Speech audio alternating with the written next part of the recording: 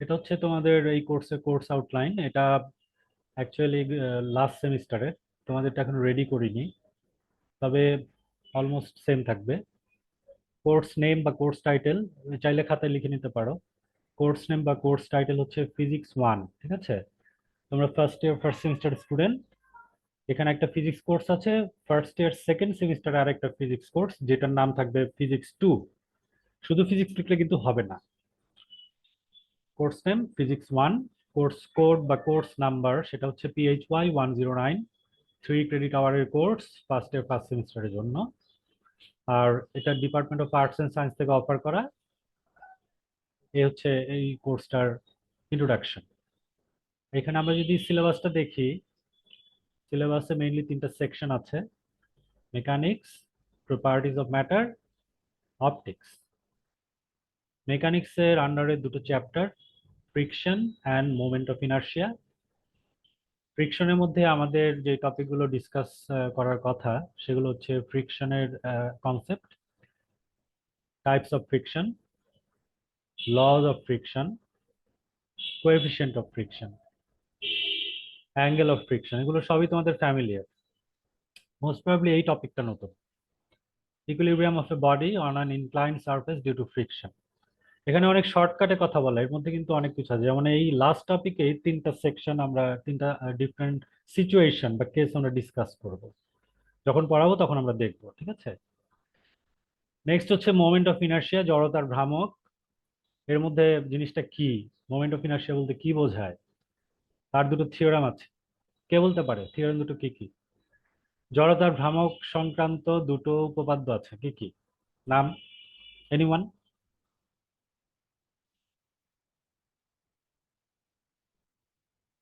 কে বলতে পারে?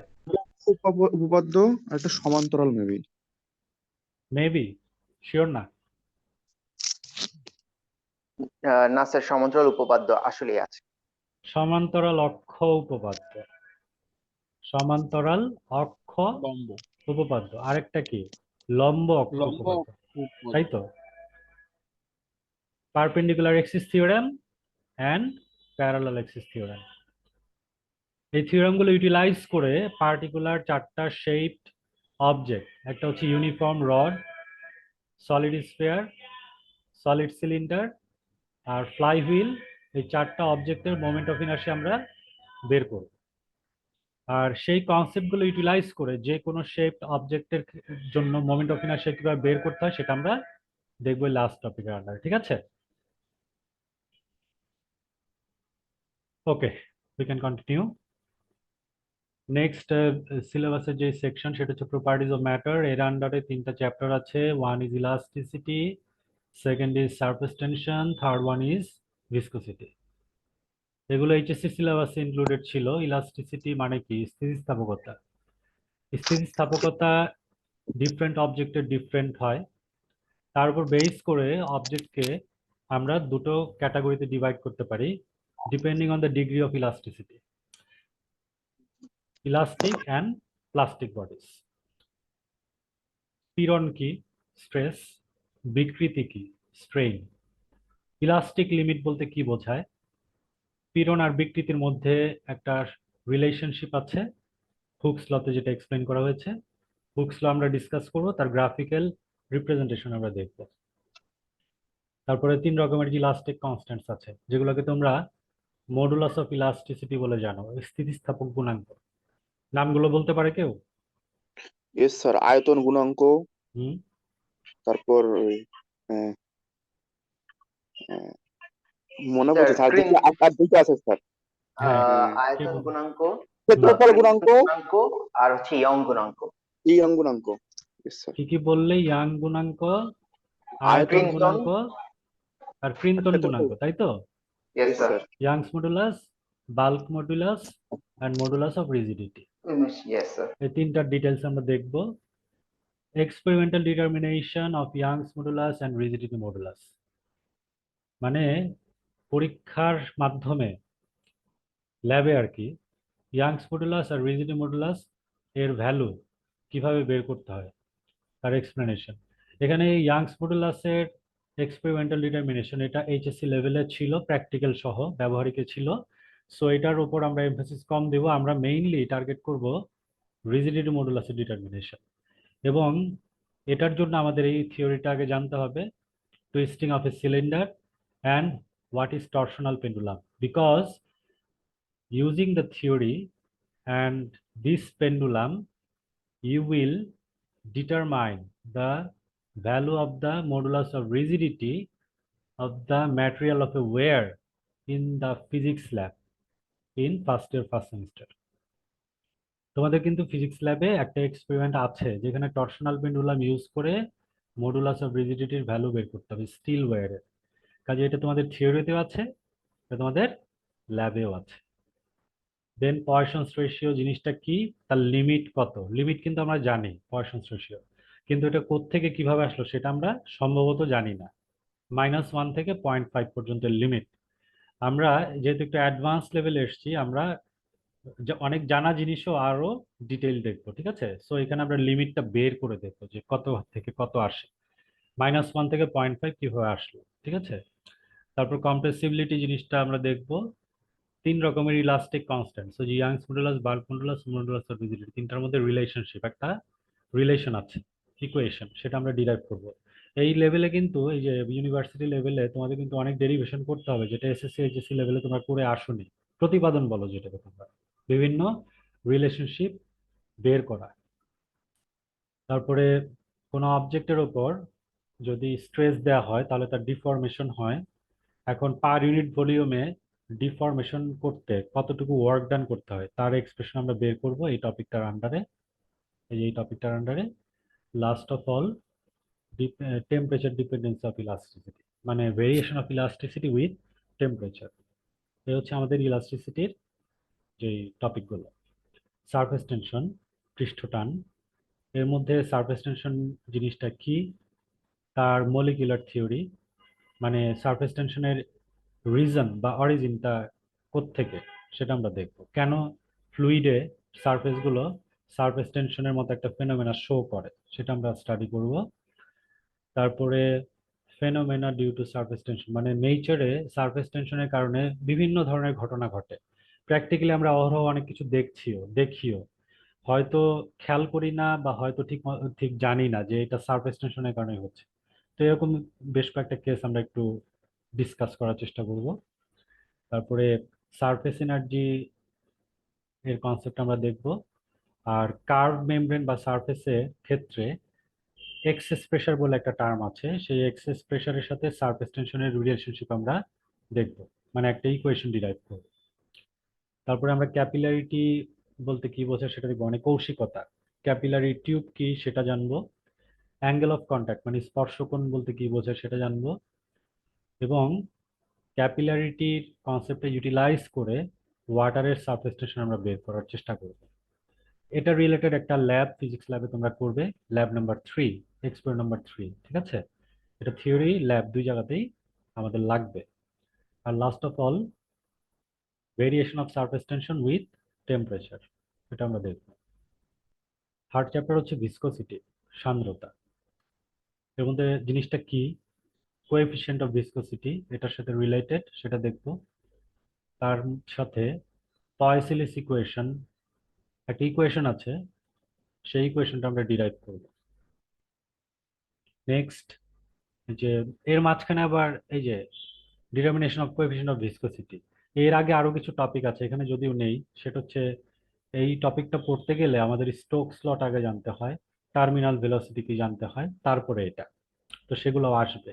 বুঝতে পারছো, এটা হচ্ছে সিনপসিস, শর্টকাটে লেখা, ঠিক আছে।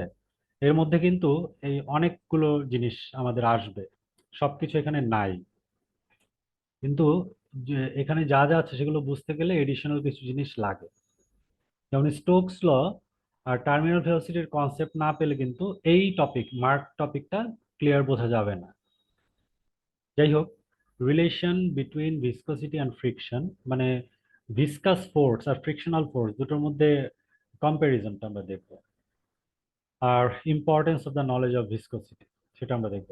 আর এই যে যেই টপিকটা মার্ক করা আছে এইটার থিওরি রিলেটেড একটা ল্যাব ফিজিক্স ল্যাবে আছে, এক্সপেরিমেন্ট নাম্বার 4, এটা আমরা পারফর্ম করব গ্লিসারিনের ভিসকোসিটি বের করার জন্য। কাজে এটা থিওরি ল্যাব দুই জায়গাতেই তোমাদের লাগবে।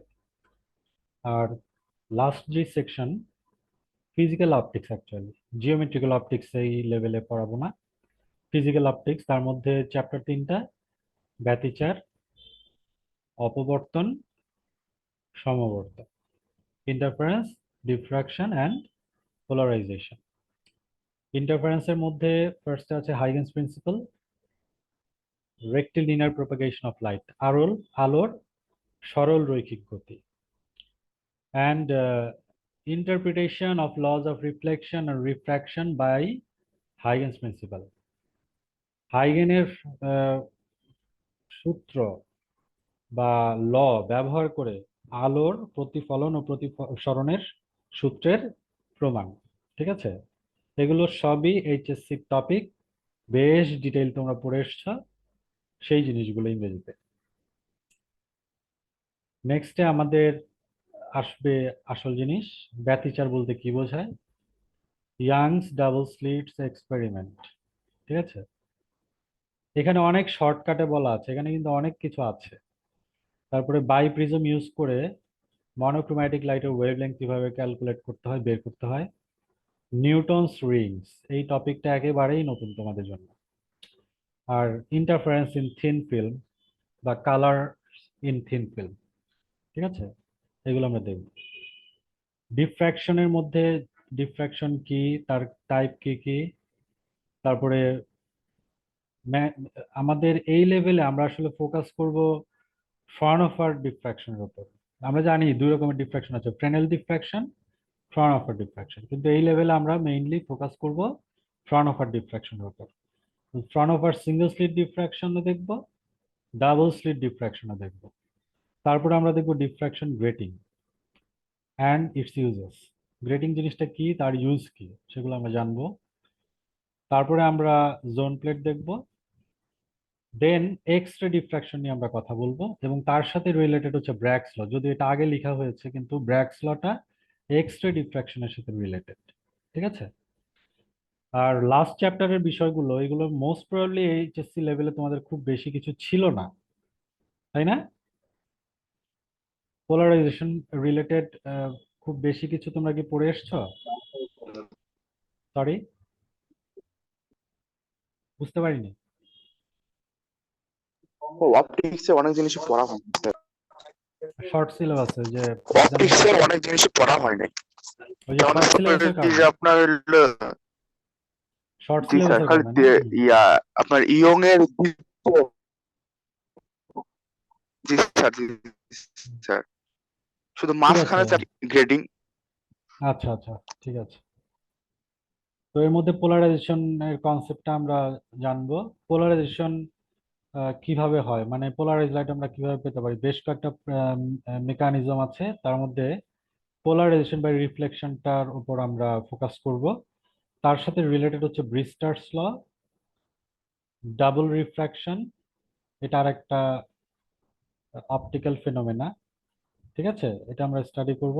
ডাবল রিফ্র্যাকশনের কনসেপ্টটা ইউটিলাইজ করে একটা অপটিক্যাল ডিভাইস বানানো হয়েছে, সেটা হচ্ছে নিকল প্রিজম, সেটা আমরা দেখবো জিনিসটা কি। লাস্ট অফ অল পোলারিমিটার নিয়ে কথা বলবো, এটাও একটা ডিভাইস, এটা কি কাজে লাগে সেগুলো আমরা জানবো। ঠিক আছে, তো এই হচ্ছে তোমাদের যেই 1-1 এর ফিজিক্স যে সিলেবাসটা, তার মোটামুটি একটা আইডিয়া। ওকে, এখন এই সিলেবাসটা কভার করার জন্য আমি একটু শেষ দিকে আগে যাই। এই আউটলাইনটা তোমাদের আমি দেবো, একটু রেডি করলে দেবো। সিলেবাসটা উইক ওয়াইজ ডিস্ট্রিবিউট করা আছে, 14 উইকস এর যে ক্লাস শিডিউল, এটা একটা টেন্টেটিভ শিডিউল। ঠিক আছে, এটা সিচুয়েশনের উপর ডিপেন্ড করে একটু এদিক এদিক হলেও হতে পারে, সেটা পরের ব্যাপার। তো মোটামুটি এই যে ফার্স্ট উইকে এই টপিকগুলো কভার করার টার্গেট আমাদের, সেকেন্ড উইকে এই ইয়েগুলো টপিকগুলো এইভাবে আর কি। হ্যাঁ, আর পড়ানোর সময় আমি অপটিক্স দিয়ে স্টার্ট করব, যদিও এটা লাস্ট সেকশন ছিল সিলেবাসে। অপটিক্সটা তোমরা একটু আনইজি ফিল করো, তো সেজন্য ভাবলাম এখন একটু প্রেশার কম, অপটিক্সটা দিয়ে শুরু করি, এই হচ্ছে ব্যাপার। স্যার আর হ্যাঁ, স্যার বলো। এইচএসসি তে আমি অপটিক্স টোটালি মানে স্কিপ করছিলাম, আমার কি বুঝতে কোনো অসুবিধা হবে, মানে আগে কিছু জেনে আসা লাগবে? সেটা হ্যাঁ, বই একটু দেখতে হবে, সেটা আমি বলবো। যে আমি তো নর্মালি নেক্সট ক্লাসে কি পড়াবো বলে দেই। ইন দ্যাট কেস বইটা থেকে একটু দেখে তো আসতেই হবে, সেটা শুধু তোমার জন্য না, সবার জন্য। যারা পড়ে এসছে তাদেরও নিশ্চয়ই সবকিছু ডিটেইল মনে নেই, তাই না? তো ক্লাসে আসার আগে একটু রিভিউ করে আসতেই হবে। তো তোমাদের এখানে এই কোর্স আউটলাইনের শেষ দিকে কিছু রেফারেন্স বইয়ের নাম দিয়েছি। আহ, এই বইগুলো দিয়েছি যেগুলো তোমাদের জন্য আমার সুইটেবল মনে হয়েছে। আহ, এইখানে যে কন্টেন্ট আছে সিলেবাসে, সেগুলো এই বইগুলো থেকে তোমাদের জন্য ইজি হবে আমি মনে করেছি, তাই দিয়েছি। এর মানে এই না যে এই বইগুলো থেকে তোমাদের পড়তে হবে, তুমি এর বাইরে যে কোনো বই ফলো করতে পারো। আমাদের হস্টেল লাইব্রেরিতে প্রচুর বই আছে, ঠিক আছে? তোমার যেটা ভালো লাগে, তোমার আমি যে টপিক পড়াবো সেই টপিক তুমি যেখান থেকে তোমার কাছে বেটার মনে হবে, তোমার মনে হবে যে এটা ভালো মনে হচ্ছে, তুমি ওইখান থেকে নিতে পারো, এক্সাম ওইখান থেকে লিখতে পারো, কোনো অসুবিধা নেই। আনসার কারেক্ট থাকলে তুমি মার্কস ঠিক মতোই পাবে, এটা অসুবিধা নাই।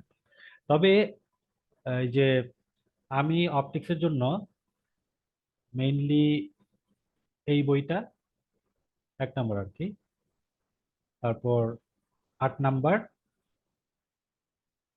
ঠিক আছে, আর 5 নাম্বার অপটিক্সের জন্য এই 3টা বই থেকে পড়াবো আর কি। সব টপিক তো এক বইতে ভালো থাকে না, তো যেখান থেকে যেটা প্রয়োজন আমি নিয়ে পড়াবো। তোমাদের জানিয়েও দিতে পারি যে এটা এখান থেকে নিচ্ছে, ওটা এখান থেকে নিচ্ছে, এরকম আর কি ব্যাপার। স্যার আমি একটা জিনিস জানতে চাচ্ছিলাম, সেটা হচ্ছে যে আমাদের আগেই বলেছি এই আউটলাইনটা লাস্ট সেমিস্টার, হ্যাঁ, তোমাদেরটা এখনো রেডি হয়নি। তো মার্ক ডিস্ট্রিবিউশনের কোর্সের টোটাল মার্কস হচ্ছে 100। এর মধ্যে ক্লাস পারফরমেন্স 10 থাকবে, কুইজে 20 মার্কস থাকবে। কুইজ মানে ক্লাস টেস্ট আর কি, ঠিক আছে? যে কোনো সময় এই যে ক্লাস টেস্ট হবে 20 মার্কসের। আর তারপর একটু নতুন সিস্টেম আমরা শুরু করছি, তোমাদের দিয়ে শুরু হচ্ছে। সেটা হচ্ছে একটা মিড টার্ম এক্সাম হবে সেমিস্টারের মাঝামাঝি সময়, ঠিক আছে? সেমিস্টারের মাঝামাঝি সময় একটা মিড টার্ম এক্সাম হবে, যেটা ফাইনাল এক্সামের রিহার্সেলের মতো আর কি অনেকটা। এই সিস্টেমটা আগে ছিল না, তোমাদের দিয়ে শুরু হচ্ছে। এবং সেই মিড টার্মের মার্কস হচ্ছে 20।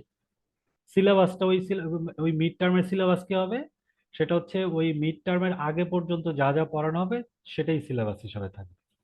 তাহলে মোটামুটি হাফ কোর্সের সিলেবাস, বুঝতে পারছো? ক্লিয়ার তো না সবার? সবার জি ক্লিয়ার স্যার। না? হ্যাঁ। ফাইনাল জি স্যার। সেমিস্টার কি এটার হবে, রিপিট হবে? না, সেটা মানে বলছি, মিডে যা সেটা হবে সেটা ওটা কি সেটা ফাইনালে রিপিট হবে? সেটা বলছি, হ্যাঁ। তাহলে সম্ভবত এই কথাগুলো তোমরা আগের কোর্স গুলোতে শুনেছো, আগের কোর্স যে হয়েছে, ক্লাস হয়েছে, তাই না? শুনেছো না এই কথাগুলো? জি স্যার, শুনেছি। হ্যাঁ, আমি আবার বললাম। তাহলে বাকি রইলো 50 মার্কস। সেই 50 মার্কসটার উপর ফাইনাল এক্সাম হবে, সেটা সেমিস্টারের শেষে, ঠিক আছে? এই হচ্ছে মোটামুটি সিস্টেম। আর এই যে এই কোয়েশ্চেনটা যে করলে যে মিড টার্মের সিলেবাসটা কি ফাইনালে ইনক্লুডেড থাকবে কি না, সেটা তোমাদের কিছুদিন পরে আমরা জানাবো, ঠিক আছে? ওকে।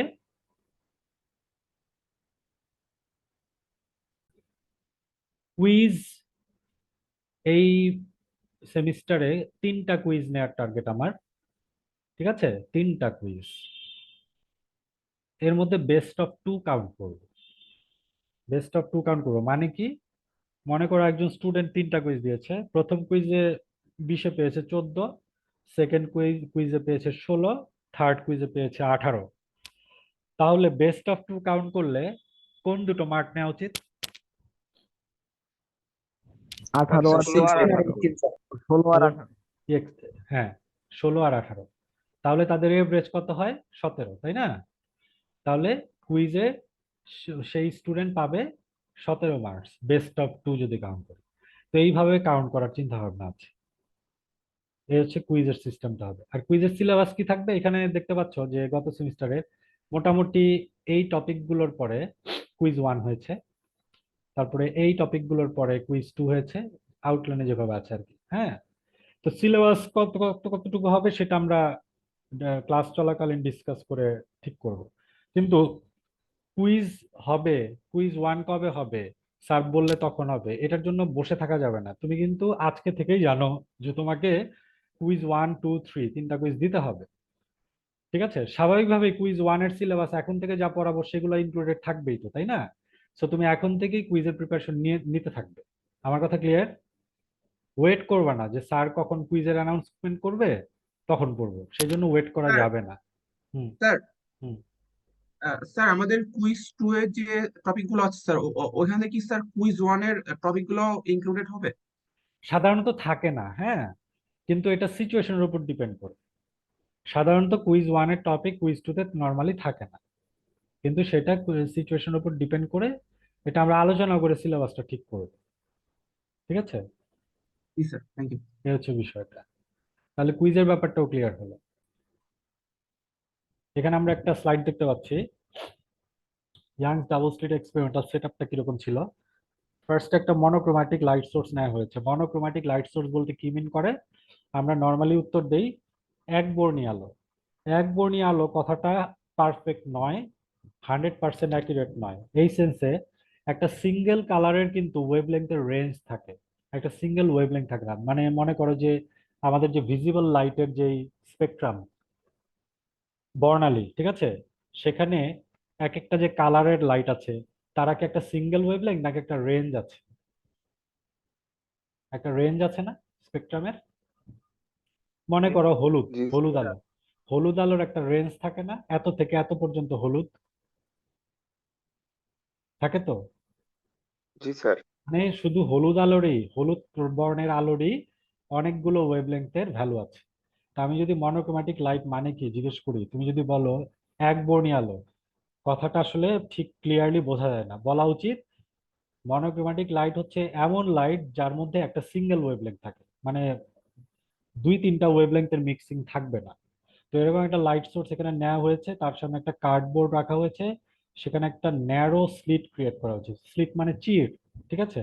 তো স্বাভাবিকভাবেই যখন লাইট ওয়েভ এটা দিয়ে পাস করবে ওই লাইট সোর্স থেকে, তখন লাইট ওয়েভ গুলো ডাইভার্জ হবে, মানে সব দিকে ছড়িয়ে যাবে, তাই তো? ছড়িয়ে যাবে না? জি স্যার। ছড়িয়ে যাবে। সামনে আরেকটা কার্ডবোর্ড রাখা হয়েছে এবং সেখানে দুটো স্লিট ক্রিয়েট করা হয়েছে। তো এটা থেকে যদি লাইট বেরো সব দিকে ছড়িয়ে যায়, এই স্লিটটা আর এই স্লিটটা থেকে কি লাইট ওয়েভ সব দিকে এইভাবে ছড়িয়ে যাওয়া উচিত না? উচিত? জি স্যার। যাবে, ছড়িয়ে যাবে। তাহলে এই যে স্ক্রিনটা রাখলে স্ক্রিনের উপরে সবগুলো পয়েন্টেই দুটো স্লিট থেকে লাইট ওয়েভ যে যে পড়বে না? জি স্যার। জি তাহলে স্যার। তাহলে আমাদের এক্সপেকটেশন কি? পুরো স্ক্রিনটাই ইকুয়াল ব্রাইটনেসের বা উজ্জ্বলতার স্ক্রিন হিসেবে আমরা দেখব। পুরো স্ক্রিনটার সবগুলো পয়েন্ট একই রকমের উজ্জ্বল হিসেবে আমরা দেখব, তাই তো?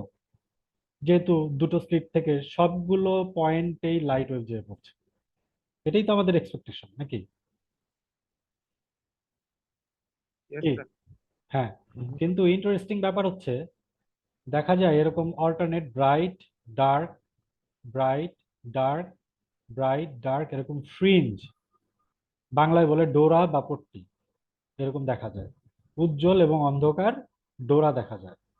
যদিও স্ক্রিনটার এখানে যেমন লাইট ওয়েভ যেয়ে পড়ছে, এখানেও কিন্তু লাইট ওয়েভ যেয়ে পড়ছে। সবগুলোতেই লাইট ওয়েভ যেয়ে পড়ার পরে কিছু কিছু জায়গায় ব্রাইট দেখা যায়, কিছু কিছু জায়গায় ডার্ক দেখা যায়। ঠিক আছে, এখন তুমি যদি মনোক্রোম্যাটিক লাইট হিসেবে গ্রিন লাইট ইউজ করো, তাহলে ব্রাইট জায়গাটায় গ্রিন দেখবা, ডার্ক মানে তো অ্যাবসেন্স অফ লাইট, কাজেই ব্ল্যাক দেখবা। তুমি যদি রেড লাইটের মনোক্রোম্যাটিক লাইট ইউজ করো, তাহলে ব্রাইটের জায়গায় রেড দেখবে, ডার্কের জায়গায় ব্ল্যাক দেখবে। তুমি যদি ইয়েলো কালার ইউজ করো, তাহলে ব্রাইটের জায়গায় ইয়েলো দেখবে, ডার্কের জায়গায় ব্ল্যাক দেখবে। বুঝতে পারছো?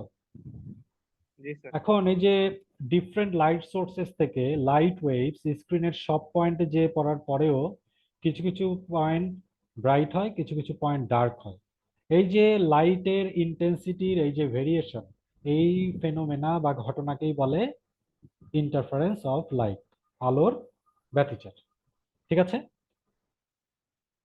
তাহলে আমি কিন্তু আলোর ব্যতিচার কি সেটা বললাম। When light waves coming from coherent sources, coherent source মানে সুসংগত উৎস, সেটা কি পরে বলবো। when light waves coming from coherent sources falls on screen, then at some points they seems to be bright and at some points they seems to be dark. This variation or modification in the light intensity is called interference of light. There are two types of interference. One is constructive, the other is destructive. ঠিক আছে? বোঝা যাচ্ছে তো? Yes, sir. Okay. Now come to the point. কিছু কিছু point bright কেন হয়, কিছু কিছু পয়েন্ট ডার্ক কেন হয়, সেটা আমরা একটু দেখার জন্য আরেকটা সিমুলেশনের দিকে আমরা একটু যাব। একটু ওয়েট করো। Yes, sir. ওকে, এখানে আমরা একটু যদি দেখি, এই যে আমাদের একটু আগে ইয়াংস ডাবল স্লিট যে সেটআপটা দেখলাম, উপরের স্লিটটাকে মনে করো এ স্লিট বলছি, স্লিট এ, নিচেরটাকে স্লিট বি বলছি। তো একটু আগে তো বলেছি এ স্লিট থেকে এই যে স্ক্রিনটা আছে, স্ক্রিনের সব পয়েন্টে এ স্লিট থেকে এইভাবে ওয়েভ যে পড়বে, ঠিক আছে? স্ক্রিনের সব পয়েন্টে যে পড়বে। একইভাবে নিচের স্লিট থেকে ওই স্ক্রিনের সব পয়েন্টে এইভাবে ওয়েভ যে পড়বে না, পড়বে তো? হ্যাঁ, আপাতত আমরা দুটো স্লিট থেকে দুটো ওয়েভ দেখতে পাচ্ছি যারা স্ক্রিনের সেন্ট্রাল পয়েন্টে যে মিট করছে। এরকম অন্য পয়েন্টগুলোতেও কিন্তু দুটো স্লিট থেকে ওয়েভ যেভাবে মিট করবে, কারণ দুটো স্লিট থেকেই তো সব জায়গাতে ওয়েভ যে স্ক্রিনে পড়ছে। তাহলে খুবই স্বাভাবিকভাবে স্ক্রিনের ওপরের প্রত্যেকটা পয়েন্টে দুটো স্লিট থেকে যে ওয়েভগুলো যাচ্ছে তারা একটা আরেকটার সাথে মিট করবে, মিলিত হবে।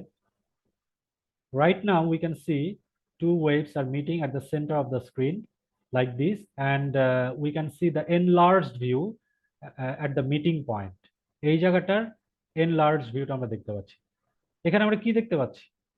একটা ওয়েভের ক্রেস্ট বা তরঙ্গ শীর্ষ আরেকটা ওয়েভের ক্রেস্টের সাথে মিট করেছে, আমার কার্সারটা যেখানে আছে, তাই না?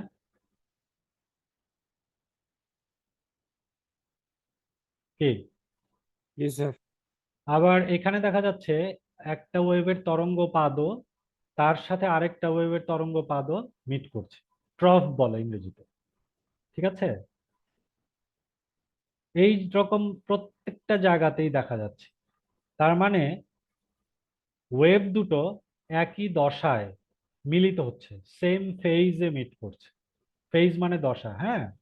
তাহলে এই পয়েন্টে স্ক্রিনের উপর ওয়েভ দুটো যখন একসাথে যে পড়বে, তখন হয় তারা দুটোর ট্রফ একসাথে মিট করবে, একটু পরে দুটোর ক্রেস্ট একসাথে মিট করে যে পড়বে, কারণ দুটো ওয়েভ তো স্ক্রিনের দিকে এইভাবে যাচ্ছে।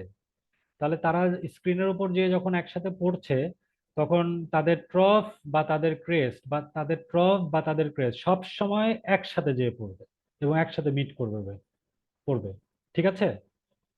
বোঝা যাচ্ছে তো জিনিসটা? বোঝা যাচ্ছে তো?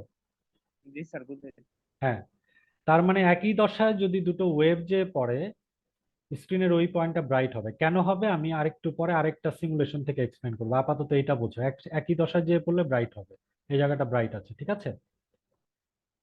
ওয়েল, ঠিক আছে তো? এবার নেক্সট স্টেপে যাচ্ছি। তোমরা এই জায়গাটা একটু চোখ রাখো, এই জায়গাটা একটু চোখ রাখো। নেক্সট স্টেপে যাচ্ছি। এই জায়গায়ও তো দুটো ওয়েভ যে পড়বে দুটো স্লিট থেকে, তাই না? এ আর বি থেকে দুটো ওয়েভ তো এই জায়গাতেও যে পড়বে। এখানটাতে আমরা কি দেখতে পাচ্ছি? একটা ওয়েভের ক্রেস্টের সাথে আরেকটা ওয়েভের ট্রপ একসাথে যে পড়বে, রাইট? Quick response. স্যার আগেরটা একটু আরেকবার দেখাবেন, একটু কম্পেয়ার করতাম। জি স্যার। এবার দেখো চেঞ্জটা। এই পয়েন্টে একটা ওয়েভের ক্রেস্ট আর একটা ওয়েভের ট্রপ একসাথে যে পড়বে স্ক্রিনে সেম টাইমে, তাই তো? তার একটু পরে ওই ওয়েভের ক্রেস্ট তার আগের ওয়েভের ট্রপ একসাথে যে পড়বে। তার একটু পরে একটা ওয়েভের ক্রেস্ট আর একটা ওয়েভের ট্রপ একসাথে যে পড়বে। মাইকটা একটু অফ রাখো প্লিজ, নয়েজ আসছে। তাহলে এই সিচুয়েশনটা কি হচ্ছে? স্ক্রিনের এই পয়েন্টে ওয়েভ দুটো যে পড়ছে সব সময় অপোজিট ফেজে, মানে বিপরীত দশায়, তাই না? একটা ট্রপ আর একটার ক্রেস্ট, একটার ক্রেস্ট আর একটার ট্রপ সব সময় অপোজিট ফেজে যে পড়ছে। আর অপোজিট ফেজে দুটো ওয়েভ যখন কোনো পয়েন্টে মিট করে তখন ওই পয়েন্টটা কি হয়? ডার্ক হয়। ঠিক আছে? ঠিক আছে? Yes sir.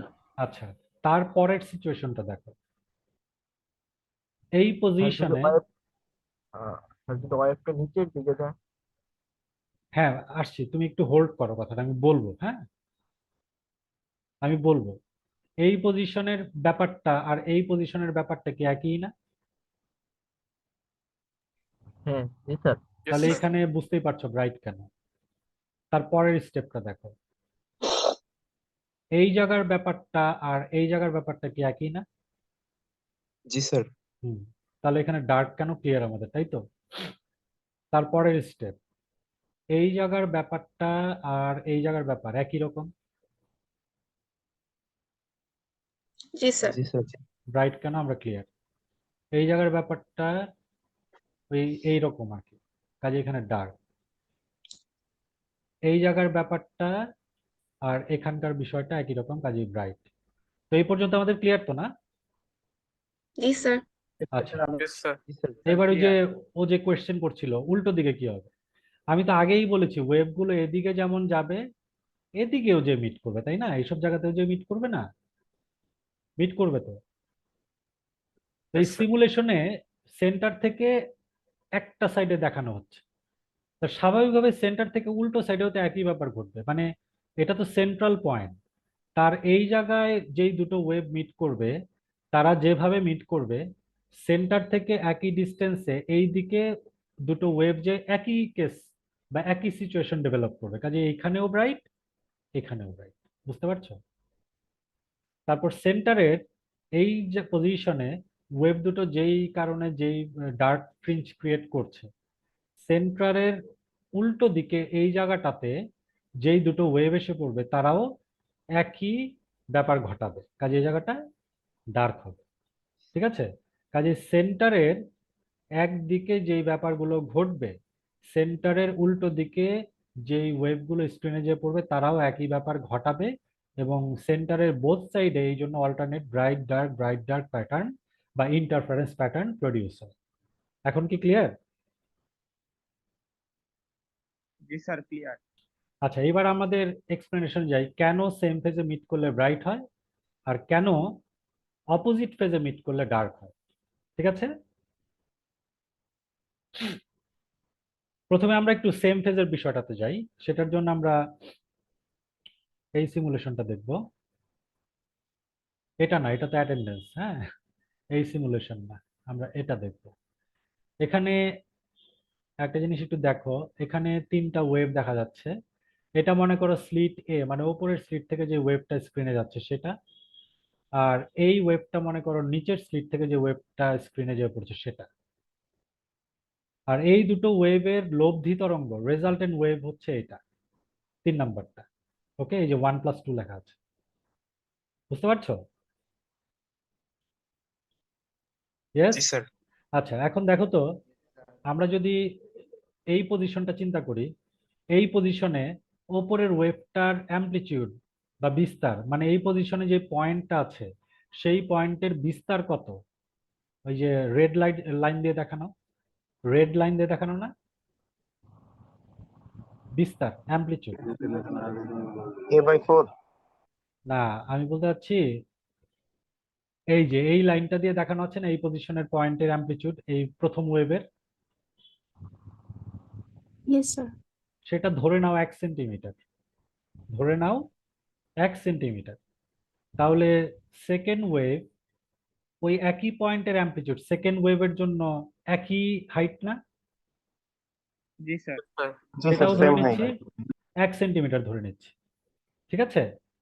তাহলে principal of superposition of waves, তরঙ্গের উপরিপাতন নীতি থেকে আমরা জানি বা জানার কথা, এই দুটো ওয়েভ যদি স্ক্রিনের উপর যে পড়ে এবং এই দুটো পয়েন্ট যদি একসাথে মিট করে তাহলে রেজাল্টেন্ট যে ওয়েভটা ফর্ম করবে তার অ্যামপ্লিটিউড কত হবে, তার বিস্তার কত হবে? আলাদাভাবে দুটো ওয়েভের অ্যামপ্লিটিউড যা ছিল তার যোগফল। ঠিক আছে? Sir 2 centimetre. জি মানে স্যার। যদি প্রত্যেকটার জন্য 1 সেন্টিমিটার ধরি তাহলে রেজাল্টেন্ট ওয়েভের ওই পয়েন্টের অ্যামপ্লিটিউড হবে 2 সেন্টিমিটার। সেটা কি দেখা যাচ্ছে না 3 নাম্বার ওয়েভটাতে? জি স্যার, দেখা যায়। দেখা যাচ্ছে। মানে অ্যামপ্লিটিউড আলাদাভাবে ওয়েভের জন্য যা হতো তার চেয়ে অনেক বেড়ে যাবে, কথা হচ্ছে সেইটা, ঠিক তো? জি স্যার। হ্যাঁ। আবার এদিকে যদি চিন্তা করি, ট্রফ পয়েন্টে দুটো ওয়েভ প্রত্যেকটার জন্য এই পজিশনের পয়েন্টের অ্যামপ্লিটিউড যদি 1 সেন্টিমিটার করে চিন্তা করি, এখানেও রেজাল্টেন্ট ওয়েভের অ্যামপ্লিটিউড কি বেড়ে যাবে, কারণ দুটো আলাদা ওয়েভের জন্য একই দিকে পয়েন্টটা যাচ্ছিল। এখানেও অ্যামপ্লিটিউডটা নর্মাল আলাদাভাবে ওয়েভের জন্য অ্যামপ্লিটিউড হচ্ছে অনেক বেড়ে যায়, তাই তো? Yes sir. ওকে, তার মানে বোঝা যাচ্ছে দুটো ওয়েভ যদি সেম ফেজে মিট করে তাহলে রেজাল্টেন্ট ওয়েভের অ্যামপ্লিটিউড ইন্ডিভিজুয়াল ওয়েভের চেয়ে অনেক বেড়ে যায়। ক্লিয়ার কথা? Yes, sir. এই যে আমরা দুটো Yes, sir, ওয়েভকে বুঝেছি। মার্চ করে দিলে, দুটো ওয়েভকে আমরা মার্চ করে দিয়েছি, ঠিক আছে? রেজাল্টেন্ট ওয়েভটা দেখা যাচ্ছে, দুটো ওয়েভকে মার্চ করে এক করে দিয়েছি, ঠিক আছে? ওয়েভ এখানে কিন্তু দুটো ওয়েভ আছে, এই জায়গায় কিন্তু দুটো ওয়েভ আছে, তারা সেম ফেজে মিট করেছে, কাজে আলাদাভাবে বোঝা যাচ্ছে না, রেজাল্টেন্ট ওয়েভের অ্যামপ্লিটিউড বেড়ে যাবে। তাহলে আমাদের একটু আগে যে অ্যানিমেশনটা আমরা সিমুলেশনটা দেখেছি, এখানে দুটো ওয়েভ একই ফেজে মিট করছে, তাহলে রেজাল্টেন্ট ওয়েভের অ্যামপ্লিটিউড স্বাভাবিকভাবে অনেক বেড়ে যাবে। আর আমরা একটা কথা জানি এইচএসসি লেভেল থেকে, তরঙ্গের তীব্রতা বিস্তারের বর্গের সমানুপাতিক, তরঙ্গের তীব্রতা বিস্তারের বর্গের সমানুপাতিক। আর তরঙ্গের তীব্রতা যত বাড়বে, ওই তরঙ্গের জন্য যেই আলোক তরঙ্গ যদি হয়, তাহলে ওই তরঙ্গের জন্য যেই উজ্জ্বলতা, আলোটার উজ্জ্বলতা, সেটা অনেক বেড়ে যায়, ঠিক আছে? তাহলে এই পয়েন্টটা কি নর্মালি আলাদাভাবে এই ওয়েভ বা এই ওয়েভ এই পয়েন্টে যে পড়লে যতটুকু ব্রাইট হতো তার চেয়ে অনেক বেশি ব্রাইট হবে না এই পয়েন্টটা? যেহেতু তারা সেম ফেজে মিট করছে, যেহেতু রেজাল্টেন্ট ওয়েভের অ্যামপ্লিটিউড অনেক বেড়ে গেছে, অ্যামপ্লিটিউড বাড়লে ইন্টেন্সিটিও বাড়ে, ইন্টেন্সিটি বাড়লে তার ব্রাইটনেসও বাড়ে। কথা ক্লিয়ার? Yes sir. তাহলে এই পয়েন্টটা ব্রাইট কেন আমাদের ক্লিয়ার তো? Yes, sir. ওকে, Yes. ফাইন। তাহলে এই পজিশনটা আসি, এই পয়েন্টটা ডার্ক কেন? দেখতেই পাচ্ছি অপোজিট ফেজে মিট করেছে। এখন এই সিমুলেশনটাতে ব্যাক করি, দুটো ওয়েভ যদি অপোজিট ফেজে মিট করে, আমি ওয়েভ দুটো মার্চ করে দেখালাম, তাহলে এই জায়গার একটা পয়েন্ট যদি চিন্তা করি, প্রথম ওয়েভটার জন্য সে আপওয়ার্ডে যদি 1 সেন্টিমিটার যাওয়ার কথা থাকে, সেকেন্ড ওয়েভটার জন্য সে ডাউনওয়ার্ডে যদি একই অ্যামাউন্ট 1 সেন্টিমিটার যাওয়ার কথা থাকে, তরঙ্গের উপরিপাতন নীতি বলছে ওই পয়েন্টটা রেজাল্টেন্ট ডিরেকশন 0 হবে, না উপরে যাবে না নিচে যাবে, ঠিক না? কি জি স্যার। ঠিক আছে তো? Yes, জি sir. স্যার, ঠিক আছে ঠিক আছে। আবার এদিকে চিন্তা করো, প্রথম ওয়েভের ট্রফ, তার জন্য পয়েন্টটা 1 সেন্টিমিটার ডাউনওয়ার্ড যাওয়ার কথা ছিল, সেকেন্ড ওয়েভের ক্রেস্ট, তার জন্য পয়েন্টটা 1 সেন্টিমিটার ওপরে যাওয়ার কথা ছিল, তাহলে এই পয়েন্টের রেজাল্টেন্ট ডিরেকশন কোথায় হবে? 0। স্যার মাঝামাঝি। 0 মানে রেজাল্টেন্ট ওয়েভের অ্যামপ্লিটিউড 0, তাই তো? এইভাবে তুমি যদি প্রত্যেকটা পয়েন্ট হিসাব করো, এখানে যেমন একটা পয়েন্ট, তার রেজাল্টেন্ট ওয়েভের অ্যামপ্লিটিউড 0, কেন সেটা ক্লিয়ারলি বোঝা যাচ্ছে, তাই না? জি স্যার।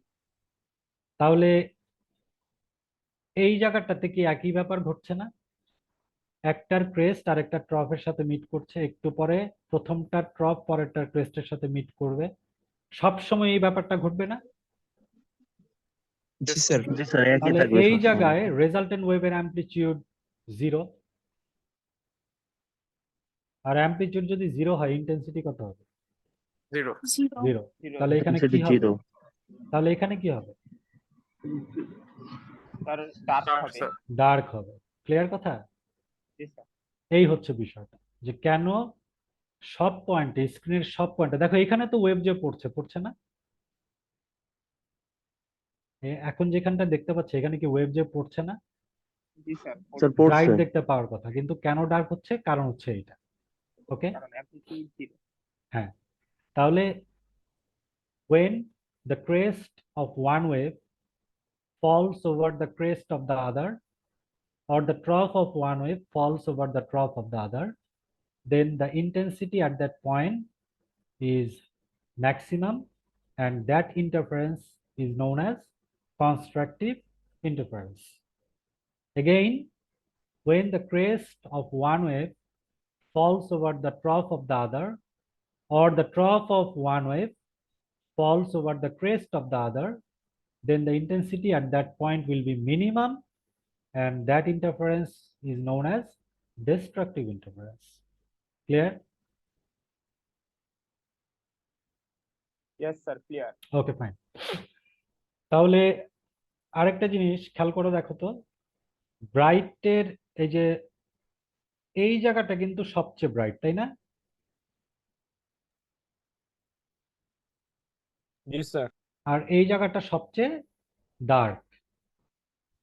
এখন এই জায়গাটা যেমন দুটো ওয়েভ যে পড়ছে, এই জায়গাটাতেও দুটো ওয়েভ যে পড়ছে, তাহলে এই দুটো পজিশনের মাঝখানে এইসব জায়গায় কি ওয়েভ যে পড়বে না? ওয়েভ যে মিট করবে না এই জায়গাগুলোতে? Yes sir. জি স্যার, করবে। তাহলে এই জায়গাগুলোতে ব্রাইট হবে না ডার্ক হবে? এখানে কিন্তু দেখতে পাচ্ছি ব্লার্ড, পুরোপুরি ব্রাইট না, মানে ব্রাইটনেস হাইস্ট না, আবার ডার্কও পুরোপুরি ডার্ক না। এইসব জায়গায় যে ওয়েভগুলো যে মিট করে তারা কিভাবে মিট করে আবার একটু খেয়াল করো। আমি যদি রিভার্স থেকে যাই, এদিক থেকে যখন এদিকে যাচ্ছে, এই যে চেঞ্জটা মানে ক্রেস্ট ট্রফের মিটিং এর চেঞ্জটা কিন্তু অল্প অল্প হচ্ছে, এখানে স্টিল করার উপায় নেই। খেয়াল করেছো? এখানে পুরোপুরি সেম ফেজে, এখানে পুরোপুরি অপোজিট ফেজে। এই জায়গায় খেয়াল করেছো ঠিক সেম ফেজেও মিট করে না, ঠিক অপোজিট ফেজেও মিট করে না, তাই না? জি স্যার। তাহলে এইসব জায়গায় যে ওয়েভগুলো মিট করে তারা যেহেতু ঠিক সেম ফেজে মিট করছে না, কাজেই ব্রাইটনেসটা ম্যাক্সিমাম থাকে না। আবার যেহেতু ঠিক অপোজিট ফেজেও মিট করছে না, কাজেই ব্রাইটনেসটা ঠিক মিনিমামও থাকে না। একটা সার্টেন ব্রাইটনেস থাকে, সেটা ম্যাক্সিমামের চেয়ে কম কিন্তু মিনিমামের চেয়ে বেশি। সেই জন্য এই জায়গাটা পুরোপুরি ডার্কও না, পুরোপুরি ব্রাইটও না।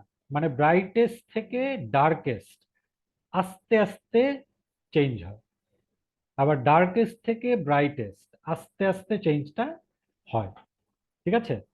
মানে অনেকটা এইরকম যে আমরা যদি দেখি এই দুটো ওয়েভ, তাদের মনে করো এই যে ঠিক এইটা না, একটু অন্যভাবে দেখাই। এখানে ওয়েভ দুটো যেইভাবে মিট করছে তাদের ফেজ ডিফারেন্স কিন্তু কনস্ট্যান্ট না। এই জায়গায় তাদের ফেজ ডিফারেন্স একরকম, এদিকে তাদের ফেজ ডিফারেন্স অন্যরকম। কাজেই রেজাল্টেন্ট ওয়েভ কখনো অ্যামপ্লিটিউড ম্যাক্সিমাম হচ্ছে, কখনো আবার অ্যামপ্লিটিউড একদম কমে যাচ্ছে। বুঝতে পারছো? ইয়াংস ডাবল স্লিট এক্সপেরিমেন্টাল সেটআপটা ডিটেইল ডিসকাস করলাম, সেখান থেকে ইন্টারফারেন্স জিনিসটা কি আমরা আইডিয়া নিলাম। কনস্ট্রাকটিভ ইন্টারফারেন্স, ডিস্ট্রাকটিভ ইন্টারফারেন্স বলতে কি মিন করে, এবং স্ক্রিনের সব পয়েন্টে লাইট ওয়েভ যে যে পড়লেও মিট করলেও কিছু পয়েন্ট ব্রাইট কেন হয়, কিছু পয়েন্ট ডার্ক কেন হয়। ঠিক আছে? নেক্সট ক্লাসে আমরা কন্টিনিউ করব যে কোহ্যারেন্ট সোর্স বলতে কি মিন করে এবং ইন্টারফারেন্স হওয়ার জন্য কোহ্যারেন্ট সোর্স কেন লাগে। ঠিক আছে? প্লাস ম্যাথমেটিক্যাল কিছু অ্যানালাইসিস আমরা দেখব নেক্সট ক্লাসে। ওকে? আজকে যা যা ডিসকাস করলাম এখান থেকে কোয়েশ্চেন নরমালি এরকম আসে যে explain Young's double slits experimental setup and explain in details why there are bright fringes and dark fringes on the screen. ঠিক আছে? In Young's double slit experiment. What do you mean by interference of light? Explain constructive and destructive interference in details. এই ধরনের question হতে পারে। What are coherent sources? এটা যদি আজকে discuss করিনি, নেক্সট ক্লাস ইনশাআল্লাহ করব। ইন্টারফারেন্স কি মিন করে, কনস্ট্রাকটিভ ডিস্ট্রাকটিভ ইন্টারফারেন্স কি, এই দুটো পিকচার দিয়ে তোমরা এক্সপ্লেন করতে পারো। বুঝতে পেরেছো? স্যার, আমি কি ক্লাসটা কি ডিসমিস করা যাবে? আমরা